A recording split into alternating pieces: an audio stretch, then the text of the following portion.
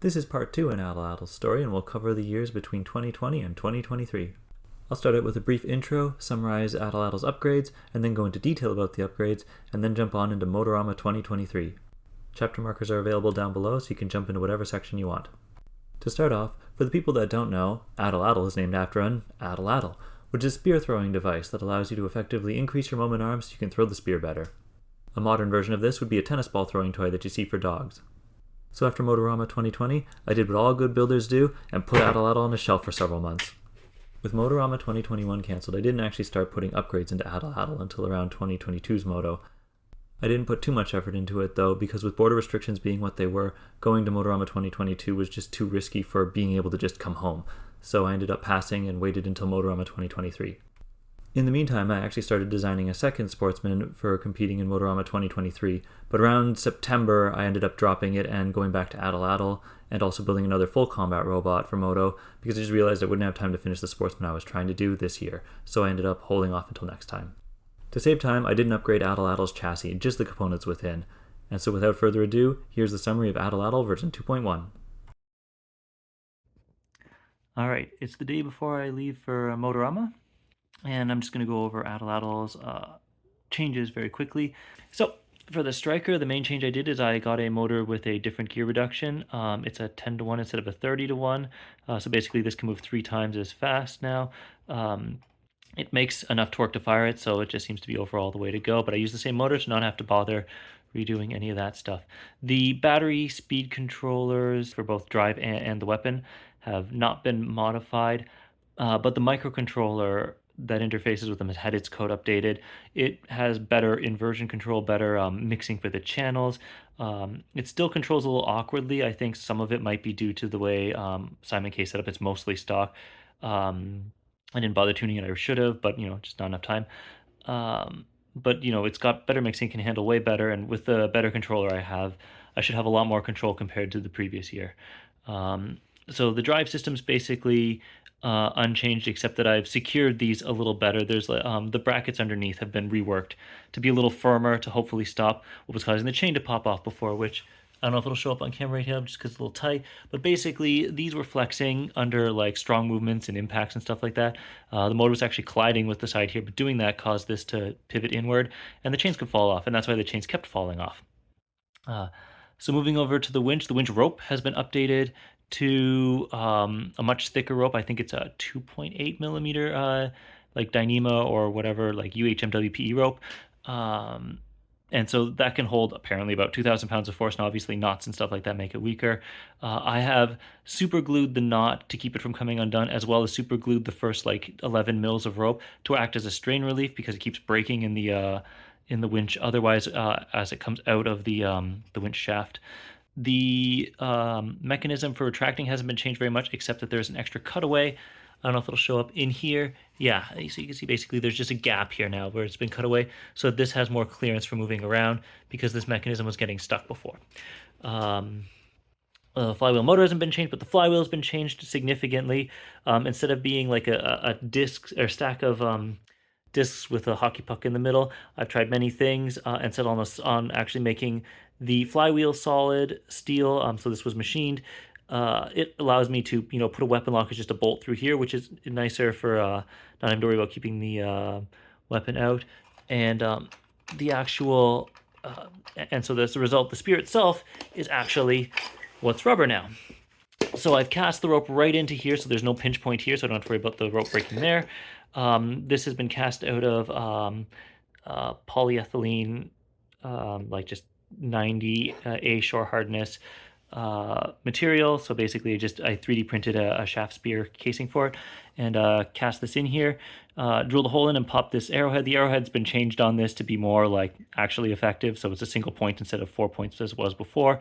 And yeah, that I think covers the main changes of Atlatl. So basically the chassis is the same, and I worked within that limitation just to save the time. I just didn't have enough time to do more than this. So that's the way that is. And also because I'm competing with a new robot. This is Homer, who's going to be competing in the full combat event at the same time. So an extra task of this is going to be handling 2 robots at once at Motorama. But at least they're both in the same box. Yeah, so that's the plan here. Homer will be his own video. Yeah, so I guess it'll be on to the other stuff. Just as a note, this section is more a story on how I got to the final parts I ended up using and less a detailed dive into the actual final parts. The first task I tackled was addressing the fact that the flywheel's rubber would stretch out at high speeds, and so basically I looked into using a polyethylene mix molded around a core to keep it all in place. So the mold's all set up and ready to go. I had to sand down a little bit of extra crap that was left on from the 3D print, and I had to add tape here because I CNC'd these out, but I left the clearance for my 3D printer on here, so there was a little bit of play in them. So I just stuck some tape in there to basically pad that out. But I mean, this holds in here pretty nice, so hopefully I won't need to put a weight on here to keep this down and stop these from floating a bit. Alright, so I've just poured my first mold testing here. So I'm using this PMC 90 790 stuff. It's supposed to be a 90A shore hardness mixed 2-to-1. I ended up pouring 156 grams of it, and it looks like I used about half of it. And yeah, it sure is really bubbly. I see why people use a vacuum chamber with this. I considered getting one, but I was told that you probably don't need it for functional reasons. It's just to make it look nice. So we'll see if this, for any reason, looks like the bubbles are a cause of the failure. Then I'll be getting a vacuum chamber to help get that problem to go away. Yeah, stuff mixed and poured pretty easily. It's a little thick, but it mostly was fine. So this has a 20-minute pot life, so I don't want to touch it quite yet, but I will be moving it in probably overnight and putting it in my filament dehydrator heater, just because that'll keep it near the ideal temperature of 23 degrees when it comes to nighttime. Alright, just a small update. It's 4.5 hours since I did it, and the leftover stuff in the cup, it's really firming up. Like, I can barely squeeze this at all, which is good. It's curing up nice and well. And I have this here, which is looking fine too. So I left all the leftover stuff just in the garage over a few days to cure. It's been 2.5 days, more than that actually now, since I poured this stuff. So the idea is going to be, this is cured in non-ideal situations, not the worst, but not the best either. I'm just curious to see what kind of abuse I can do to this. I do find that this is certainly durable. Oof, careful. The concern at least of it just simply shattering on force seems to certainly not be there, which is what I expected, but I saw other people online having some issues with this. So that part's good.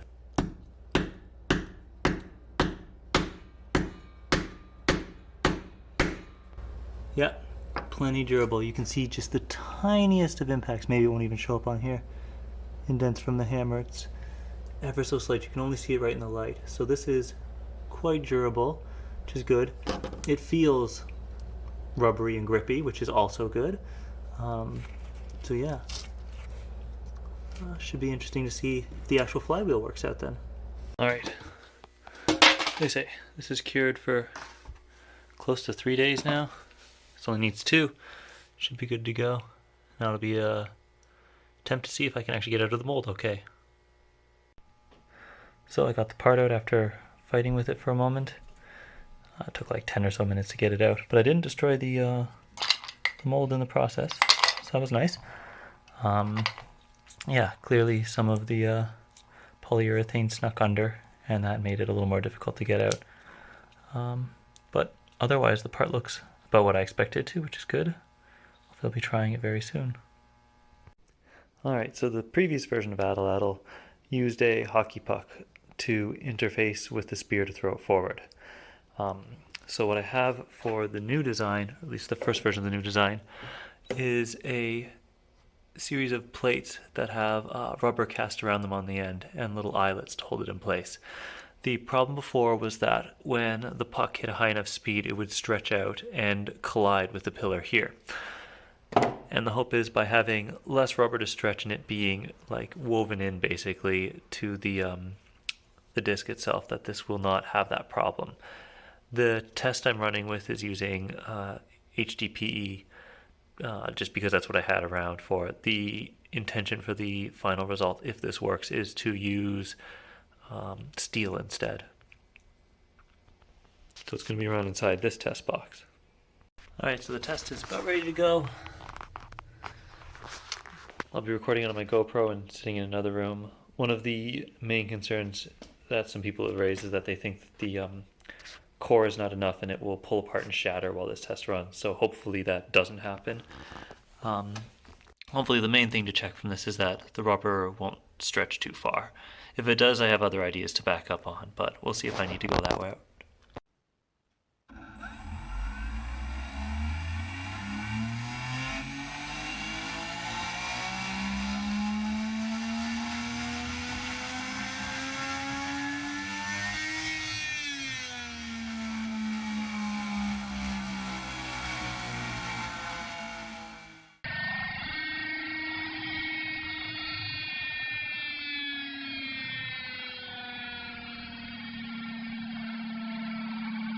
Alright, so it did hit a point where it collided and it made what honestly looks like spider webs.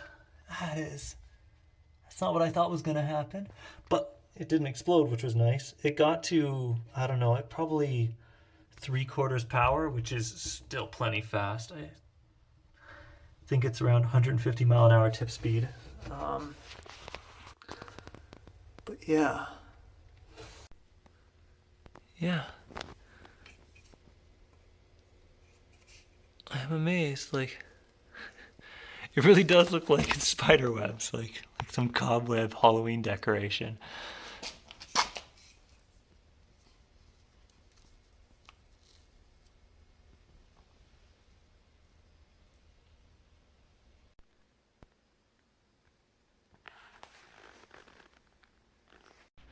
Alright, so I'm going to do another quick test, basically to see if there's a wire wrapped around it, if it will stop from expanding, which it should. I mean, it's just copper wire, but I think it'll still be strong enough. We'll find out.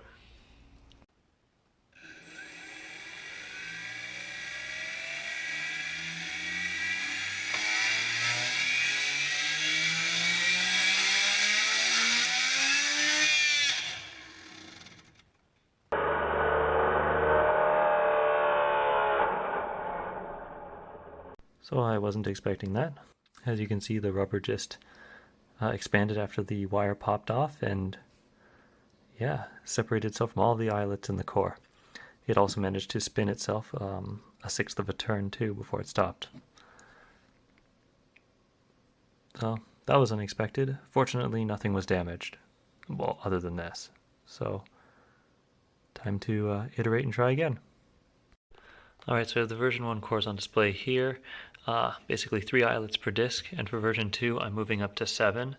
So this should give quite a lot more grip on the rubber, and hopefully it will keep it from stretching. But we'll see. Alright, so I just pulled disc version 2 out. I built a little tool to help pull the mold out, which did help some, but amusingly, when you have no additional clearance, pushing it out the way I intended through here didn't work, and flipping it upside down actually made it easier. Knowledge for next time. More clearance on the release tool. But yeah, I got it out. As you can see, way more rings than the old. Like you can see the 3 indents left over from it before. So the hope is that since there is basically no notable gap between each of the grip points, that it won't stretch out at any point, or at least will take a lot longer to stretch out, but the test will show. Still got to do a little bit of cleanup here. Alright, so I'm getting ready for another test. You can see how many loops there is in here grabbing onto the rubber this time. We'll see if this at least improves things, and if so, how much. And if not, likely a different approach will be required, or just spin at a lower speed. Have to see.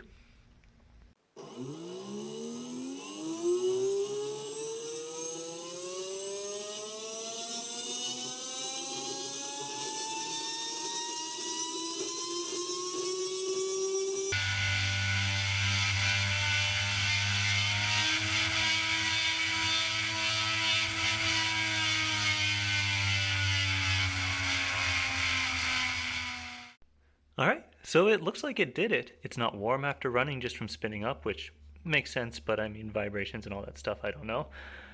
But Yeah, it did it. It hit top speed. I ran the throttle up very slowly, just because I didn't want to, cook anything too badly. But since it passed, it should be able to just crank it up at any rate. This is fantastic. I guess spear launch tests are actually next, which is, I don't know if it's more scary or not, but seeing this thing hold stable is pretty nice. Yeah, there's like no deformation at all in here. This worked. This is fantastic. Noticed on the video that this did actually stretch out a little bit while spinning, but it seems to just be all the way back to normal now. So for the striker mechanism, which is the part here that pushes the spear into the flywheel, it ran slowly before. I wanted to run about arbitrarily. I chose 3 times faster. And fortunately, I found the same gear motor with just a 10 to 1 gearbox instead of a 30 to 1 gearbox. I already ran some tests running this at a third power just to see if it would still have the torque to push it, and everything seems fine that way. So I'm confident this will work. I mean, this probably isn't the best motor to be using, but it's good enough, I think, for the time I save by just changing the gearbox in this. And also for the test fire, I'm going to try and drill the holes for the guides for the striker in here so that I can still see a lot of what's going on when running the test fires initially. I'm concerned that the wood might not actually hold up to the rear forces when the striker kicks back, but if that happens, that's just what will happen, and I'll switch over to actually doing it with the full plate on. Alright, I got the striker fully installed with the new motor, and as you can see, well, so the fire time has been significantly reduced by a third, which this should be a reasonable amount of time because it only needs to go from right there to fire, so it should stop having these delayed shots as a result.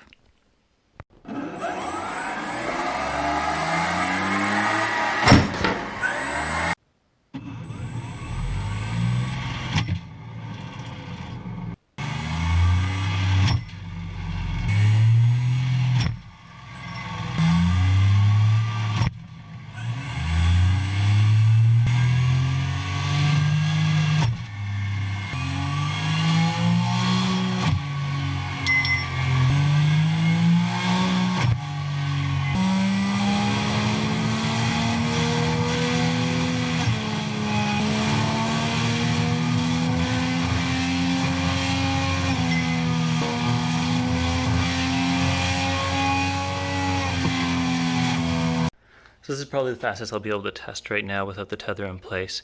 The tether will actually hold the harpoon in until it's fired, so that's not a concern for the final assembled product. But for testing right now, I can't seem to get it past about 135 out of 255. So we're talking around half speed, smidge over. Is what I'm getting at before it starts shaking too far loose that when the striker engages with the flywheel, it doesn't make proper contact. So yeah, it won't be a concern with the real one, or with the final product, that it won't vibrate loose. But until then, that's just what I can test for now. The rubber never really heated up that much while I was doing it. Every time I touched it, it seemed fine. All right, so another plan in the works is to actually try and cast a rubber spear. So I've just basically made a shell 3D print of what the actual spear was. I removed the holes so I can just drill them afterwards. But yeah, the idea here is to see if switching it around with a metal flywheel instead of a rubber one, which will mean I won't have to worry about the rubber expanding while going, will work, or if, say, the spear will just die too quickly in this kind of a format. I feel like it'll work as well, but it'll be interesting to see which one's the better way to go with. Alright, so my rubber spear has cured. I just got to get out of the mold now. I deliberately designed the mold to be sacrificial, so I basically printed it as thin as I could, which is about 0.4 millimeters, with the intention of I'm just going to cut this apart. If this even remotely comes close to working well, then maybe doing this with a thinner nozzle would be the way to go. But yeah, the hope is that this will just come out easily. I got this idea basically because when I left stuff in one of the cups when doing it, it peeled off really easily even without any kind of mold release or anything like that. So I'm hoping that this will just cut off nicely and that cutting through 0.4 mils of plastic isn't too hard, but we'll see. Alright, so far I can say, the plastic is firm as you'd expect from PLA, but it's not sticking, so that part is great. It's just peeling right off. Nope, I could easily cut a line down through here. It should just peel off for the most part. So anyways, I'm going to try Dremel to see how much of a difference that makes. So that's set to a very low speed, so it should be... Well, you can smell the difference. Certainly takes less effort, but let's see if that just got it enough. You can just run the blade through again and separate that tiny bit of layer that's left. Oh yeah, that's through it. Okay, so let's see if the camera can show. So yeah, there is clearly a gash line there. It doesn't matter for the purpose of this. It can have scuffs on it. It's just going to get scuffed up by the flywheel as it throws it anyway. Alright, well at this point I probably don't need to keep recording things. So anyways, this far in 16 minutes. The rest of it's almost out, so I'll probably just take a couple more minutes. Alright, so about 5 to 10 more minutes later I got the rest of the plastic shell off. Here you can see it next to the actual aluminum version of the spear. So obviously the holes are not drilled in this yet. But the idea will be, if I use the rubber spear, not only can the flywheel be a little heavier, but the spear will also be lighter, which make it that much easier to throw, but I don't know if that gain is worth what it is. So this is 394, and this, obviously without the holes drilled, but that'll be a very small amount of weight. I think I saw 159 before it fell over. Well, sorry, 149. So that. So yeah, this is 90A shore hardness, so polyurethane mix. So it feels like it'll give interesting results at least. I'm curious to see how much faster things come out, and then obviously math will determine if switching to the lighter spear and the heavier flywheel makes sense over the aluminum spear and what kind of effects it gets. I mean, it's also sportsman, so there's also just the idea that maybe just shooting faster, even if it's less effective overall, is just more fun because it looks cooler. We'll see. I imagine if I drill the holes, I will drill them further back just because, as you see here, that might not be enough rubber to grab on, so it might be just a little bit further back over there. But that's the plan right now. Alright, so the plan this time around is to test the metal flywheel option with the rubber spear. I'm actually filming this after I've done it, which is why I'm holding this at a very specific angle, as you'll see as the video plays. As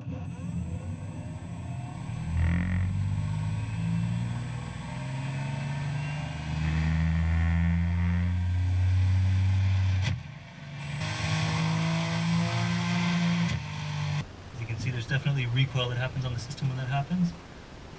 So the spear after a second shot, there's only abrasion on the side of the flywheel interface with. You can see the 4 tracks the flywheel leaves actually. Can this camera see it? I think you can. Anyway, the actual wear down on the spear is pretty low though, so.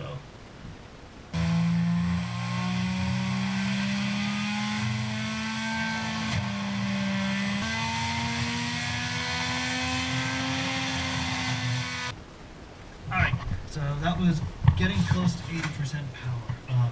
As clearly noticed, this vibrated loose, and so did basically nothing when it fired.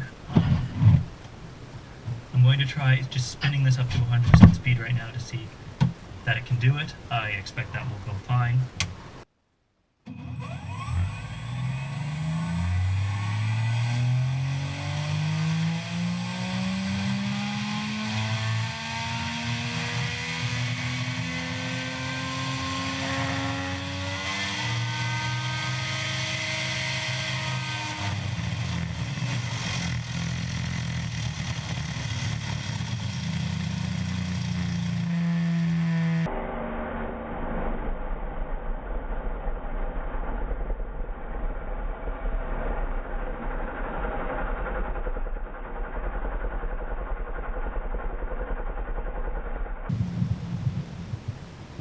Alright, that's going to require some review. Obviously, as you can see on the footage, that the screws flew out of the bearing holder.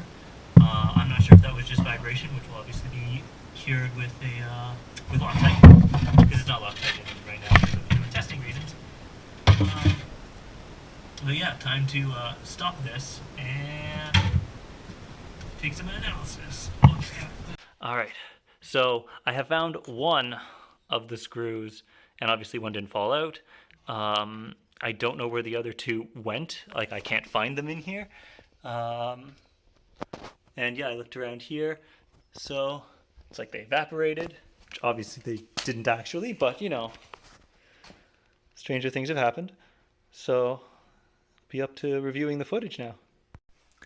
All right, so I watched the video, and good news is these screws, which I've replaced now, flew out while it was spinning down. I mean, I guess good news. It means that it wasn't vibrating so violently even while spinning up that it threw them away. But maybe that's of no actual concern. As far as damage goes, it feels like I can hear a little bit of play, just the tiniest bit of play in here when I shake it. So there's a tiny bit of noise when I do it, very, very small, so it might not be of concern. But what I think may have happened is that the bearing brackets, which I'll take off in just a moment here, may have rounded out a bit during the event, let's call it. So anyways, I'm going to pop this off and show a closer look. So as far as damage goes, as you can see, there's a little bit of scraping that showed up on the top disc here.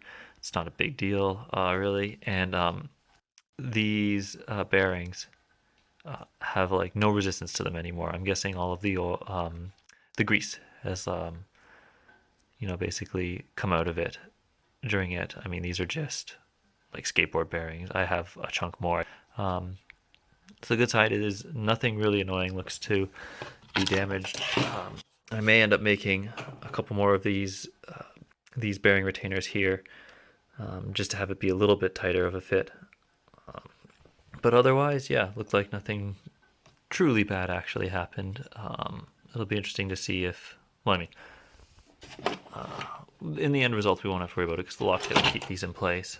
So yeah, overall, not too bad. And it looks like this, will work as well with the rubber. Here it is, with the rubber spear. Now, here we'll get a good shot at this here. So as you can clearly see, there's like basically 4 clear lines that match up with the discs here when it interfaces with it. So yeah, clearly leaves scuff. So like it interfaces right here, which makes sense. That's where it's supposed to actually get its initial bite, and it feeds forward. As you can see, it tapers outwards. So like it presses on, and it compresses the rubber as it shoots it through, and out it goes. So the scuffing or whatever is exactly where I thought. It does not look like it actually really wore down at all. It just kind of scuffed this a bit. So it's good. It means it could be used as a viable option. I could choose between this and the aluminum option, and just see what works best. I plan on making a separate spear with rubber with a steel core, just to add a little bit of rigidity to it. Because I mean, this has some flex into it, but I don't think it's too much to be of a concern. But just be a separate reference point. All right, so the plan now is to make 3 metal ones of this. It's good temperature right now in October, so I just decided I was going to do them all at once as opposed to just use one mold like 3 times. All right, my 3 molds have cured. It's just time to pop them out. Well, one mold didn't survive, but this was the mold I'd used for the other 2, so I guess about 3 uses is what you get with this. So the centering piece of the mold actually broke separately off and got stuck in here, and I mean, I can't imagine this was exactly the thoughts of an arbor press's usage, but at the same time sort of is. Alright, so the plan is to cast 2 more rubber shafts. One is just a plain one, like I had before, because it seemed like it's doing alright so far in testing. This other one is another experiment. As you can see, I've slipped a steel shaft. It runs basically from about here all the way down to about there. This will allow me to drill holes still in here for the arrowhead and here for the tether without having to try and drill through steel and rubber at the exact same time, so it's like kind of set in the middle. It'll give it a little more mass and rigidity along the shaft, and we'll see if that makes a difference at all. Alright, so I freed the 2 spears from their molds, and then one with the steel core. As you can see here, the steel runs through. It did go slightly off center near the back, but I mean that won't matter for this case. So it's, much more firm, a little more heft to it. Weighs, okay, so about double. And we'll see if that extra rigidity helps. About a year goes by between the last section and the next, and testing showed similar enough performance between firing the spear with all options that I opted for the rubber spear. Attaching the aluminum spear was going to be more difficult to do and have worked nicely, and spinning steel meant I didn't have to worry about vibration issues and replacing the flywheel as the rubber degrades. At this point, I'm hoping to be able to crimp the wire sleeve on the end of the rope to keep it attached to the winch shaft. Alright, to explain what is hopefully the final revision of Atlatl 2.1's spears, the idea here is going to be that I'm going to run the rope all the way through into the spear. So it's going to be a rubber cast spear. The rope's going to run all the way through it. So the idea is going to be that the mold itself is holding onto the spear, which will remove like a pinch point that would normally be at the end there where it would tie into the spear otherwise, which means the only pinch point will be at the end where it's fastened into the winch shaft. So I basically just left a hole in the bottom for the rope to come through, and then I plugged the hole with hot glue just to stop the leak from coming out while it's going, and that's the idea, and we'll see if this works. Alright, so I've cast 2 spears here. They've cured for about 3 days, so they've definitely got their curing period done. I have the rope that runs all the way through. You can see it on the other end now, nice and easily. So basically, I'm going to try and clear this shell out here and see how well it turned out. The string, if I pull on it, feels quite taut, so I'm pretty sure that this rubber's held onto this super firmly. I believe I saw a trick where you can get out molds easier, or the mold easier. If you use a heat gun to heat up the PLA a little bit first, softens it. So I'm going to try that, see if it comes apart a little easier, because it normally takes about 20 minutes to break this molding off from previous attempts.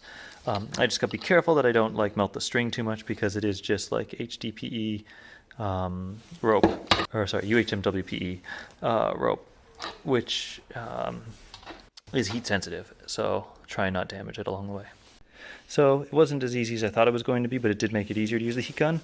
As you can see right here, the rope now comes straight out the back nicely without having to have some kind of actual attachment point like before when it was aluminum spear and I had to have a hole in here to run it through. There's still going to be a hole that needs to be drilled through here to mount the arrowhead on it. Overall, I think this is a design improvement. We won't have a snap point right here like some kind of hard point before. The knotting in these kinds of ropes creates a weak point where they can snap more easily there. So eliminating that and just making it where it's going to pull equally along here and not have like a hard turn in it. This really should help the strength of the rope so it won't snap there. And then I have another solution for how to attach this end on that'll hopefully reduce it when it's put into the winch shaft. Alright, so I'm hoping to do the next set of weapon testing now. I have my new flywheel made by ZTL Tech. I've designed it with 6 holes in here, both to just cut out some weight, and also to give me a hole to run a pin through, so I can run a weapon lock without having to like actually remove the spear. I can just run a pin through here, keep it from going. I also completely cut out the area in here so that this the swinging arm to engage the winch will no longer get caught on the plastic like housing in here for the wires. I might make it a little nicer for the final version, but I might just not. I've also increased the radius of this by another 1/4 inch to compensate for the fact that diameter of this by 1/4 inch, so 1/8 of an inch. So about 3 more extra mils of spacing here to compensate for the fact that this flywheel is now bigger at this height, because this is a full 3 inches the whole way around. Currently the flywheel is machined nicely here, so it's very smooth. I might have to rough that up a bit, or modify the spear such that it's not an issue. But fortunately, my previous test sphere is already scuffed up along here, so we can run it on a smooth edge that hasn't been run yet, and also run it on this and see if it makes a difference. And then also, we first have to spin it up just to see if this flywheel is still balanced. So that's the very first test I'm going to have to do.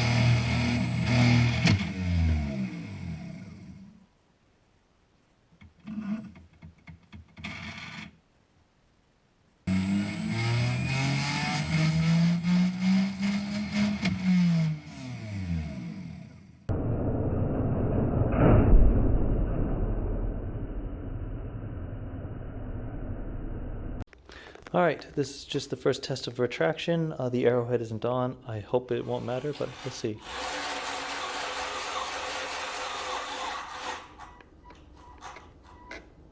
Oh, something jammed.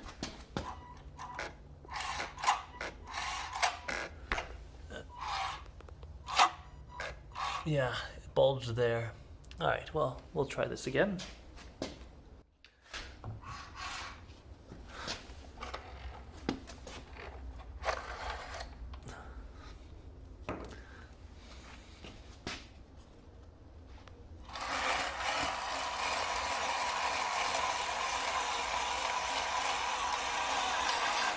Yep, worked that time. So, one of the catches with this is the knotted system in here. So I've got it clamped and knotted for like extra. Hopefully I can remove the knot later. So what happens is I have these things on here, these like wire sleeves. So it's clamped onto the UHMWPE rope, and then there's a knot afterwards. So it creates kind of a bulge. I can probably show it if I just pull this out. That came loose nicely. So yeah, you can see right there. So there's the crimp, and then there's the bulge, so that you can probably get caught on that maybe, unless it starts. Might need some kind of guide to prevent it from going there. That's just 2 out of 3 there, so I'm sure. What have we done? Yeah, that's about what I expected the rope to look like. I had a previous issue before when I was crimping the other end into the spear, that actual the metal jacket or whatever was actually bumping into here and making a clearance issue. So molding the spear directly into the rope had that extra bonus there. So now the fun part, which is going to be test firing it with the rope attached and see what happens.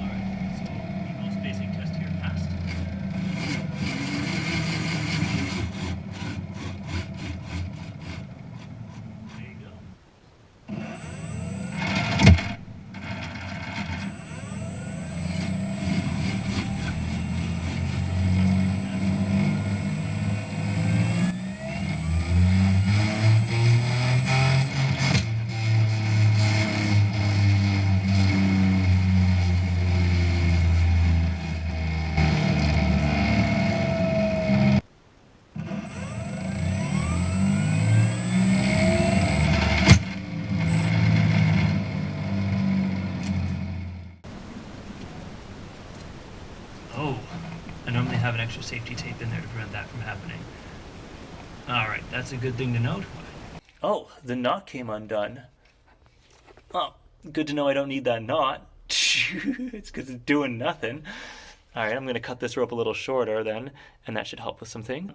This has been working quite well. Actually, all expectations are being met. So the only thing left to do now is actually to put the spearhead back on this and see what its true firing is. I don't actually expect there to be a problem at that point, but it still needs to be tested just to make sure everything, works as designed.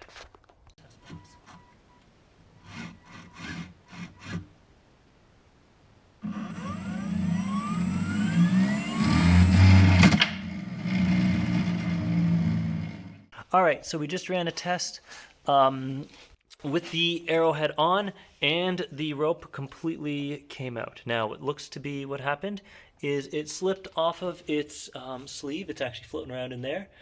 So the rope didn't break, which is good. We're going to need to figure out a better way to get this all held together. I'm not too surprised that this happened. I was just kind of hopeful that this would work. But yeah, this is the last problem to solve for the weapon, then, is getting the weapon to basically stay together when we fire it. At least with it being a lighter spear now, that's going to be easier to do because there's just that much less force, and the fact that this is rubbery is going to absorb a little bit of that impact, so that's nice.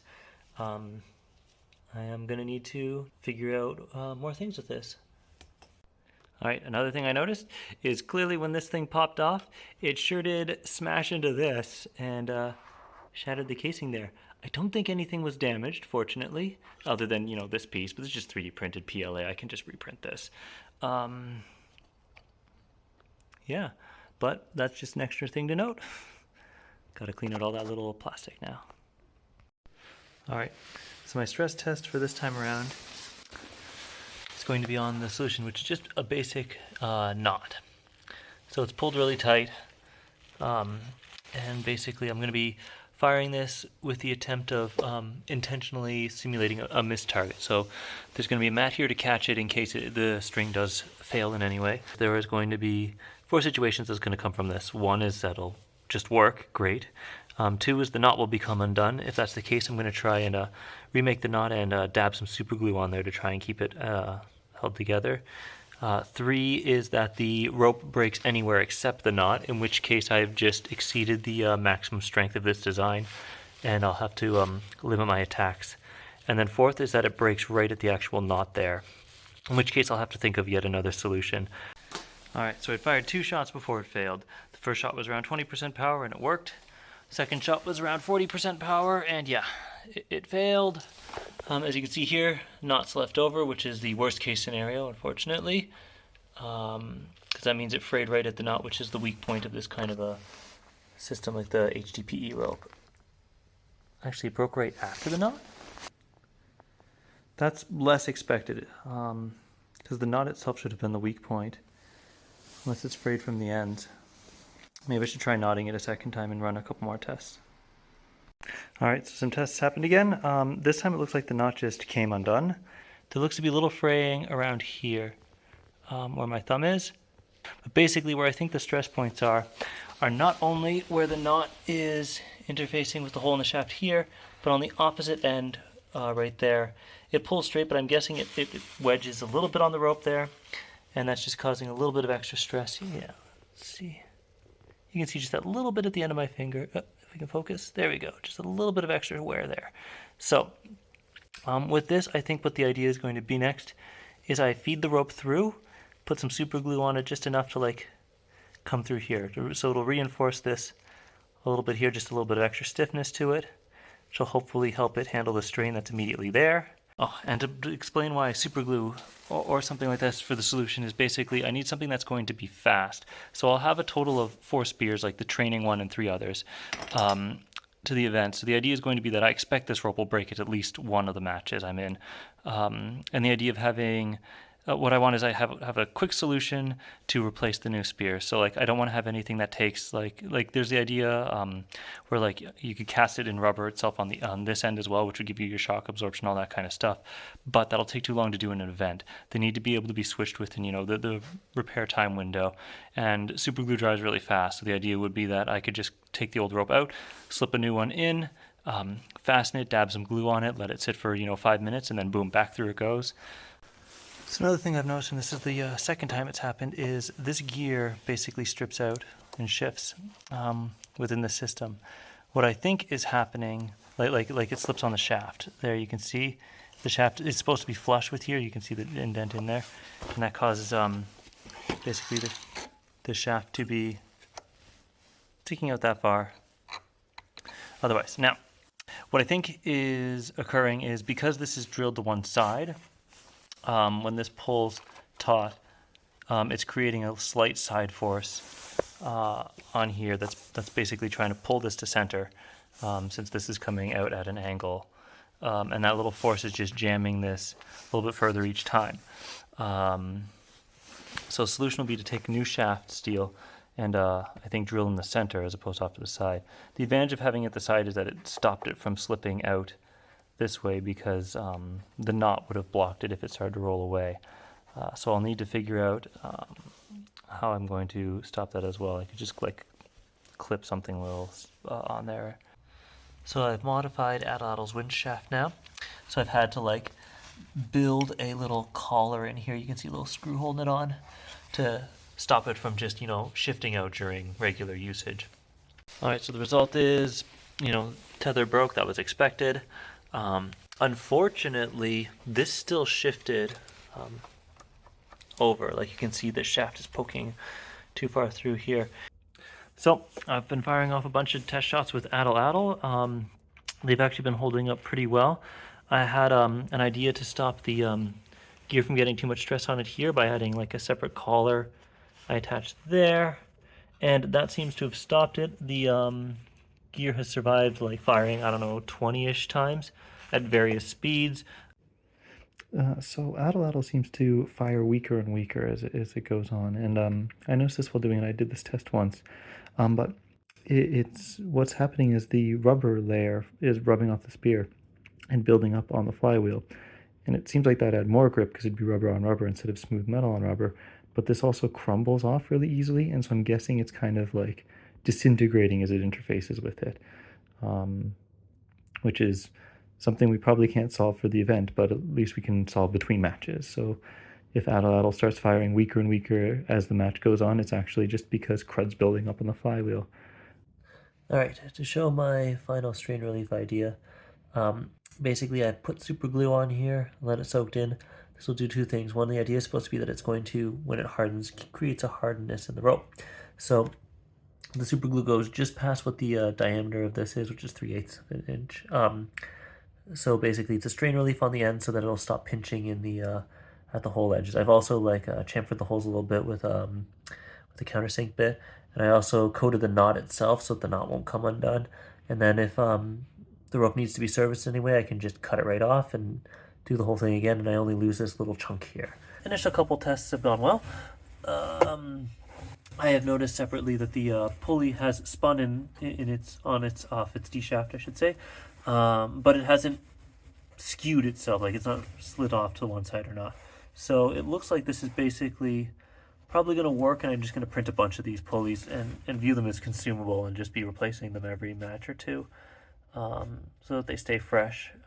Because yeah, it's just basically plastic giving away under the massive forces, I guess. Yeah, this fires very, very well.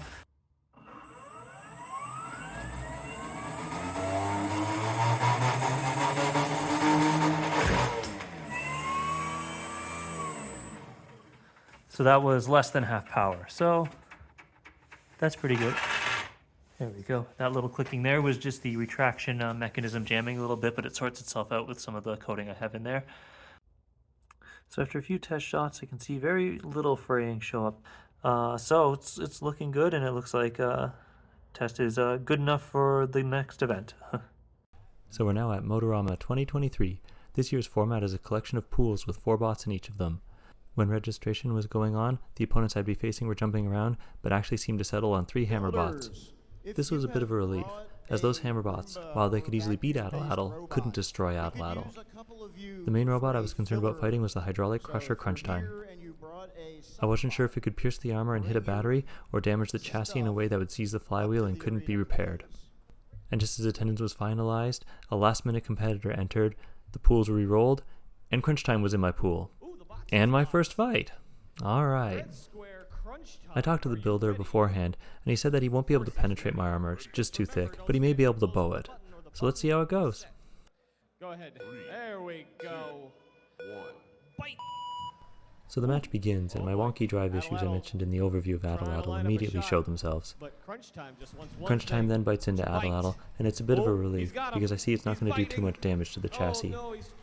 What it can do is slam Atlatl into the wall, which will cause damage to the drivetrain. The flywheel is being hesitant towards spinning up, but eventually starts going now. It's mistaken for being Crunch Time's hydraulic pump. Oh, that's interesting. Is that the hydraulic pump winding up? It's trying. Oh no, it seems like the armor on Atlatl might be too much. However, Crunch Time's other option At this point I just want to verify that the weapon can fire, so I end up just shooting it when I can. Oh, swing and a miss on the Atlatl, but it did. Crunch Time does bite directly into a screw hole, which will be annoying to deal with later.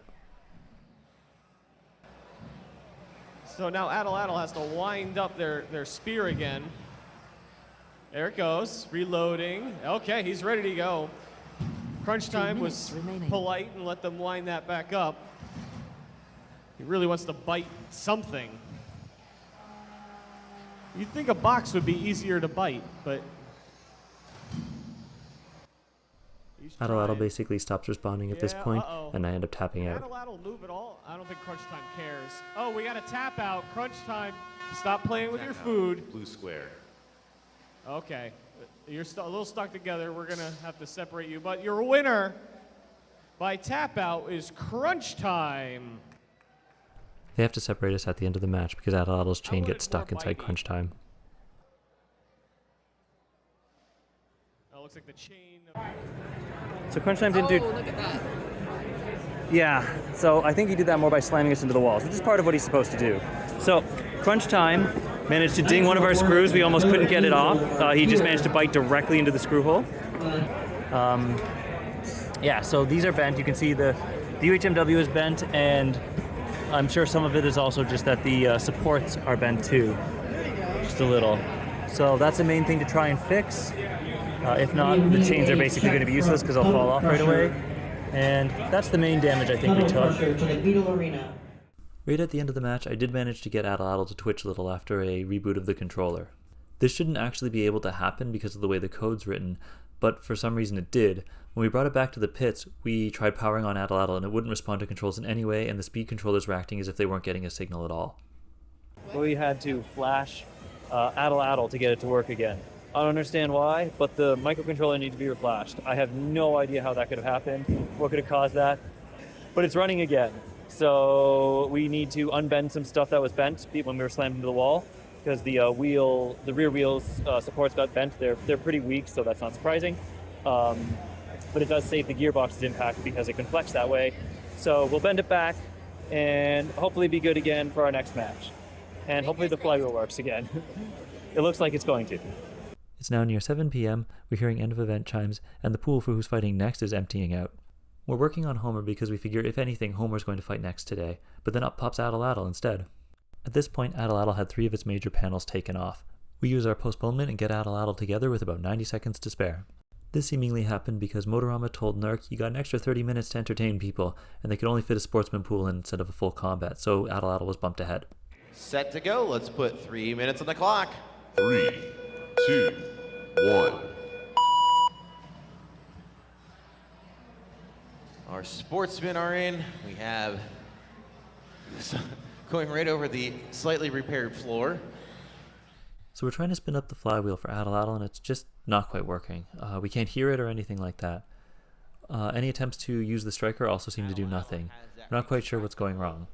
It also looks like our opponent Fracas' weapon doesn't seem to be working correctly either, so we're both struggling. This ends up reducing our match to a shoving match. And now Fracas has got themselves stuck in the floor. And now Atlatl almost got themselves stuck, apparently. With Fracas stuck, I take one last attempt to see if I can shoot him. All right. What do we say, judges? We counting or we letting them go? Count them? 2 minutes remaining. Hey, all right. See, I was purposely delaying that. Fracas attacking backwards is interesting because he gains more control, but pushing matches that I win, I can end up sticking him in the floor.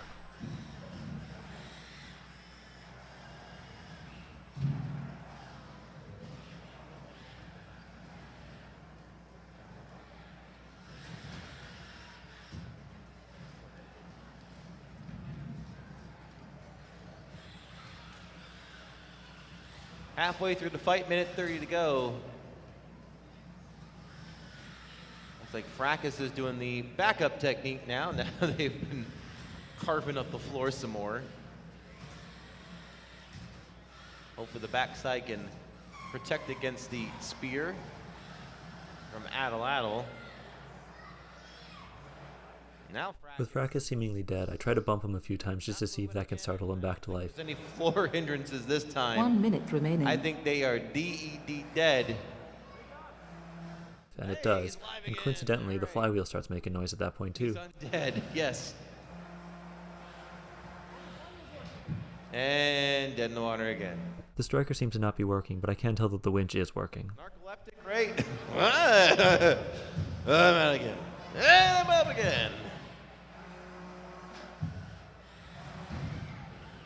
Well, I can fall asleep and go awake for the next 30 seconds here. That's how much is left in the fight.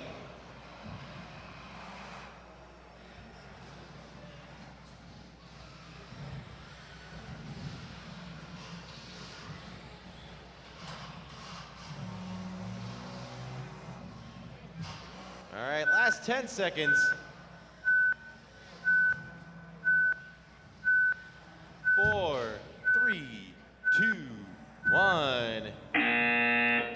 And that's our last match for the night in the books. Judges, decision is yours. Atlatl winds up taking its first career win ever in a split judge's decision. That night we replaced the microcontroller on Atlatl because we just couldn't trust anymore, and we ended up tightening the motor flywheel pulley because the set screw had backed off a little bit. Alright, so from our previous match with Crunch Time actually, what he had done that we didn't notice is he had bent the screws that hold this up. So the screws that hold this up are in the bottom, and I guess when he crunched around this area, they got bent. That binded up this. Couldn't actually fire the weapon. At the same time, it may have even happened in the previous match or like on the way here, the set screws for the pulley had backed out. So the set screws had backed out of the pulley, which prevented us from being able to... Uh-oh. Spin the flywheel. And that's still the problem. We'll need to do this again. Well, better we found this out now than later. How did that happen again? I don't know, but at least we already know how to fix it. So we're gonna have to fix that right now. Good thing we were looking at this. And also, yeah, Crunch Time had bent us so we couldn't run the chains in the fight against Krakus. But we've got them back on now. We've removed a link to compensate for the bend, and hopefully they hold up. So yes, now we have to fix this, which is still broken. Ow! So we're lined up waiting for our next fight, and have noticed that one of our chains has somehow become loose. We probably could have used our postponement and tried to get a solution out in time, but there was also a chance that we would have just failed, so we decided to just take the chains off and go for it. Our next match was against standing champion La Machine and his little pal Polite Patriot. We're friends with the builders and decided to have a little fun at the beginning of the match, with Polite Patriot opting to take a shot from Atlatl right at the start. We were both pretty aware how the match was going to end, so it wasn't too big of a risk to either of us. Well, in the Reds, 3 minutes on the clock. 3, 2, 1. Polite Patriot out in front. It wants Atlatl to shoot right in the side. It took the flag off. Well, I mean, the judges are going to remember that. La Machine, that is your friend. This is why you don't have friends.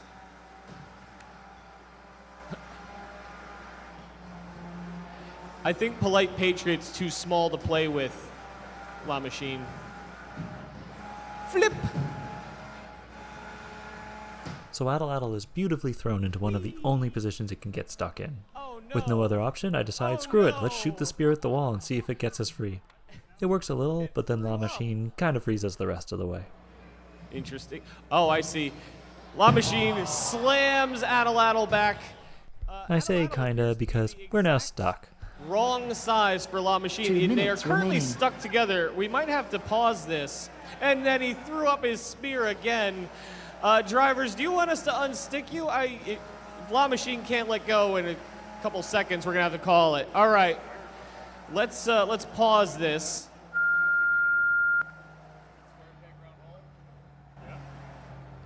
So it appears Atlatl is the exact size to get stuck on the hooks at the top of La Machine's lifter.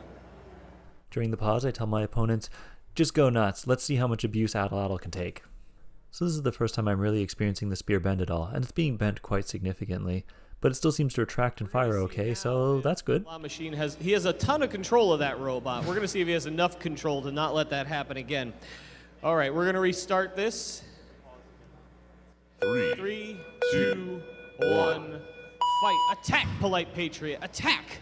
Yes. No mercy.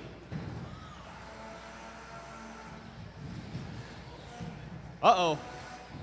Atlatl drove over its own spear.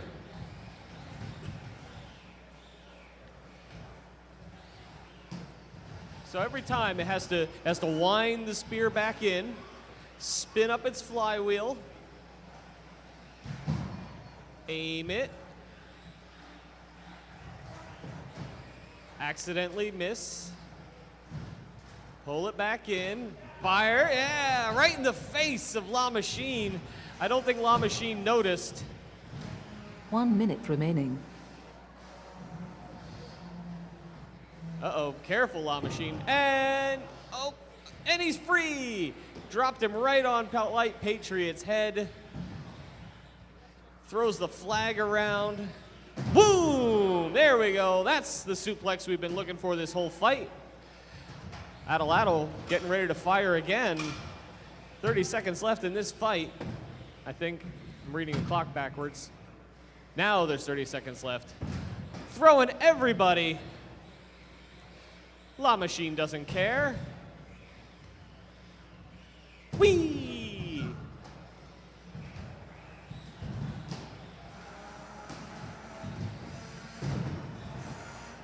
Who doesn't like a suplex? Oh, swing and a miss with that the spear that time. Final 10 seconds. Much more effective with the spear than I've seen it before. Atlatl. All right, we're gonna go to one last spear. Not a lot of air on that shot. So the observant ones in the audience may have noticed something. At the end of that match, Atlatl was completely functional. That in and of itself is an astounding victory that I'm quite proud of. I thought for sure with Atlatl being tossed around that much that something was going to be broken, but having nothing broken is wonderful. Somehow the judges did not see the catastrophic damage done to Polite Patriot's flag as a reason to give Atlatl the victory. So with Atlatl at 1 win and 2 losses, it does not make it out of the pool and must prepare for the Rumble instead. Alright, so this is going to be the proof that Atlatl really does work. For when we entered into the Rumble and it suddenly stopped working.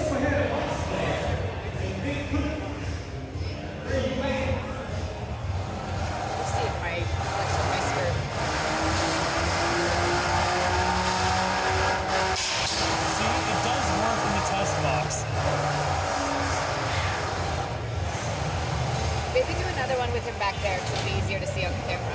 Sure.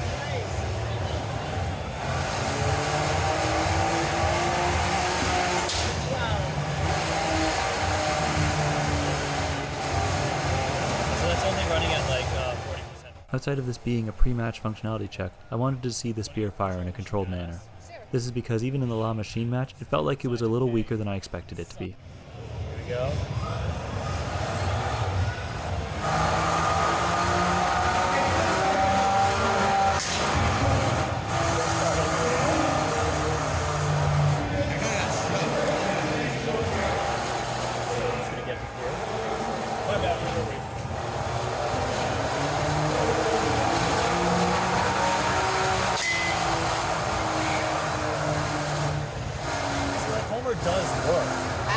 Atlatl does work, sorry. There we go, that's good enough.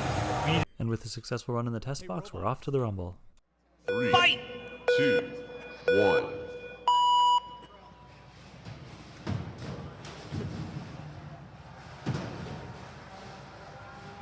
My goodness. Roger Lord Mortimer going to town on his good friend. Atlatl fires, retracting his spear. Oh, just missed Roger Lord Mortimer. Lamashir still spinning. Roger Lord Mortimer trying to get a hold of that Roomba. There it is. Oh boy. And the Roomba is The spear almost gets trapped in some debris, but I managed to wiggle it free and reel it in. Returns to beat on Lamashir. Maybe he's going to go see what Atlatl's got. Woodsman coming across the arena, wants to get involved. Sure, we can get involved. Atlatl fires again. Winds up and spear. Oh, out of nowhere. I'm not sure if it's Woodsman or Lamashir that gets the credit for that, but that 1-2 punch of them on the winch rope ends up taking out the winch mechanism.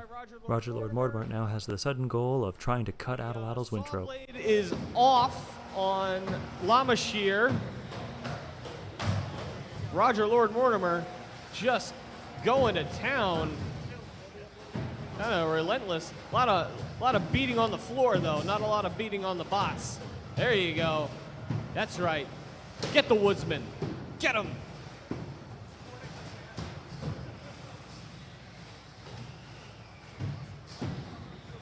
That's what you get for trying to hit Polite Patriot.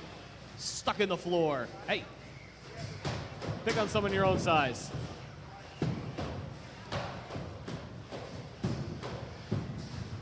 I don't know if Roger Lord Mortimer is trying to cut the wire or cut the cord on Atlatl. No motion out of the axe from Woodsman in a while. Atlatl's aggressive slam of Polite Patriot into the wall causes Atlatl to stop working. Although that hasn't wound up in a while. The flag, not the flag. Well, the flag, I was going to make a joke about the flag. Atlatl springs back to life, likely due to all the percussion going on in the area, and then proceeds to get stuck on Polite Patriot against the wall.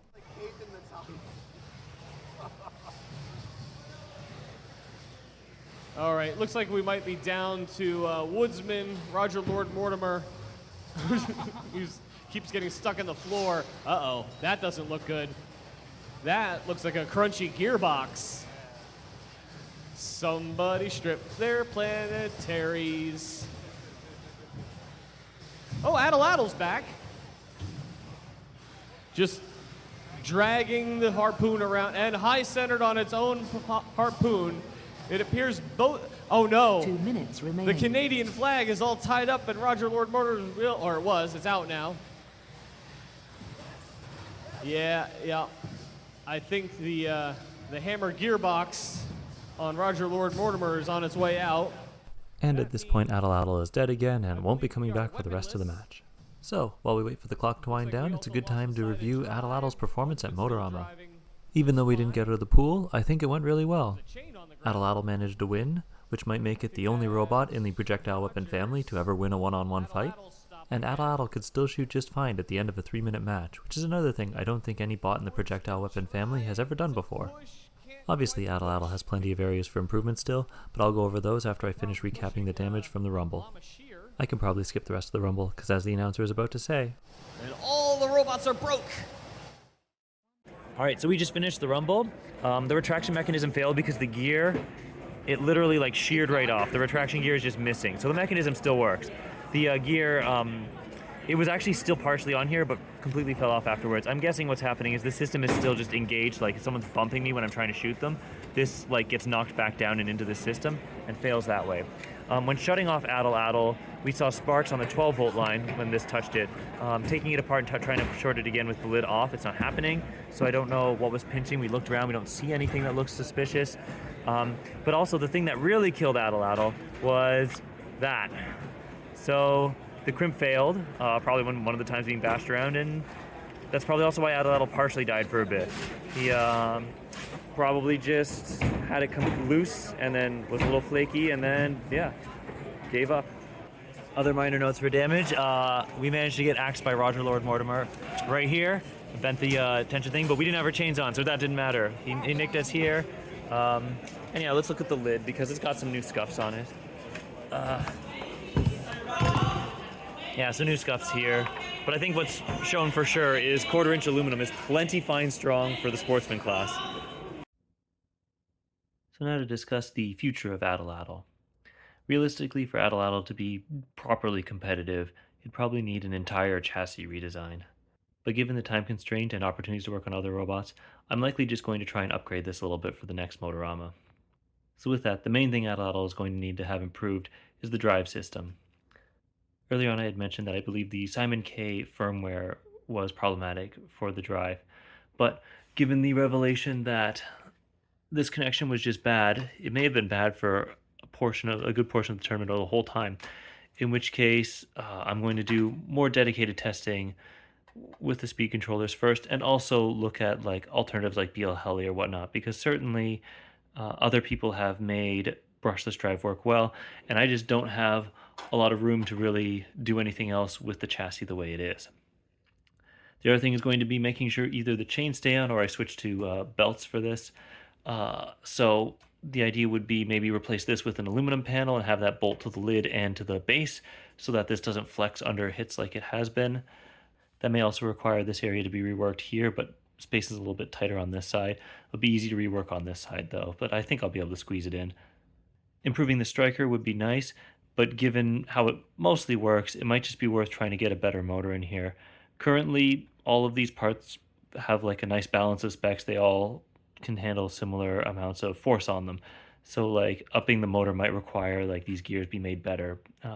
But Atlatl does have over 2 pounds to play with, so if some things need to go from plastic to aluminum or some things need to go from aluminum to steel, there is weight opportunity for that.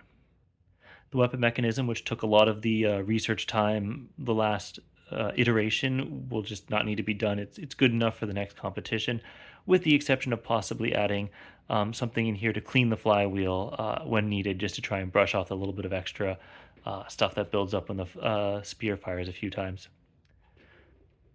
And the winch mechanism will definitely need to be beefed up.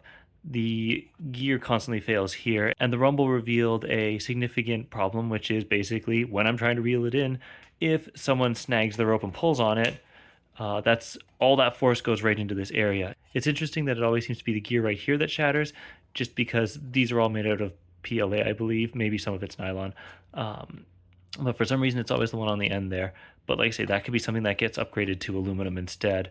But then maybe this motor should also be beefed up as well. The only problem is right now these guys both use a very tiny speed controller, which is fitted right here. And there's not a lot of room to fit more speed controllers, but maybe I could tuck in something here if I need to. Oh, one other little thing that could be worked on is the arrowhead. It's just a very simple design right now. This could definitely be beefed up, sharpened, and all that kind of stuff to keep a real point. You could weld the gaps in there, all that kind of stuff. Though it's a pretty small change to actually do, though. So yeah, I think overall Atlatl could get, a good chunk of improvement for a small amount of time investment, maybe 20 or so hours. So it'll likely be worth it to do that for the next Motorama while I still continue to work on other projects. I hope you all enjoyed this lovely story of Atlatl, and hopefully there'll be a part 3.